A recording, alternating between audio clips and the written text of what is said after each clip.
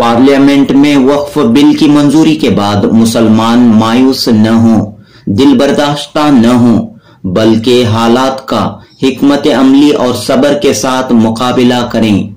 Senior सहाफी Abdul खालिक की appeal. रोजनामा पासबान में शाया अपने कॉलम और मैं देखता चला गया में अब्दुल खालिक लिखते हैं, औकाफी जायदादों पर तलवार लटक रही है, डॉक्यूमेंट्स अपडेट कराएं। मैंने देखा आखिरकार मोदी हुकूमत वक्फ बिल को पार्लियामेंट में पास कराने में कामयाब हो गई है। लोकसभा और राज्यसभा दोनों ऐवानों में अपोजिशन की सख्त मुखालिफत के बावजूद वक्फ बिल पास हो गया है और सदर हिंद ने इस पर दस्तखत भी कर दिए हैं। अब ये बाकायदा कानून बन गया है।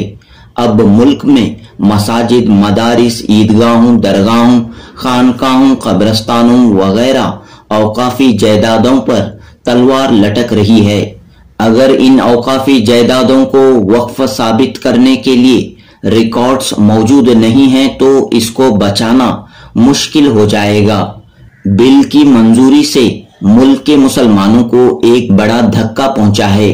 पर्सनल लॉ बोर्ड के जिम्मेदारों ने मुसलमानों को मायूस और दिल बर्दाश्ता न होने और सब्र करने की अपील की है। मैंने देखा मुस्लिम पर्सनल लॉ बोर्ड और दीगर मुस्लिम जमातों ने अव्वल दिन से ही बिल की मुखालिफत की और एहतजाज का रास्ता भी इख्तियार किया। अब बिल की मंजूरी के बाद सुप्रीम कोर्ट से रुजू किया जा रहा है और मुल्क गीर एहतजाज को जारी रखने का भी ऐलान किया है। मुल्क के मुख्तलिफ इलाकों में एहतजाजी मुजाहिरे हो रहे हैं। मैंने देखा मंजूर शुदा बिल में औकाफी जायदादों के रिकॉर्ड्स बनाने और अपडेट कराने के लिए 6 माह की गुंजाइश रखी गई है। मसाजिद, मदारिस, दरगाहों, ईदगाहों और कब्रस्तानों की निगरानी करने वाले जिम्मेदारों को चाहिए कि वो आंखें खोलें। अगर किसी इदारे के डॉक्यूमेंट्स नहीं हैं या अपडेट कराना है तो 6 माह के अंदर अपडेट करा लें। याद रहे कि हमने 4 माह कबल इसी कॉलम के जरिए डॉक्यूमेंट्स बनाने और अपडेट कराने की सलाह दी थी। शायद इस पर बहुत कम तवज्जो दी गई। अब गफलत और लापरवाही न बरतें।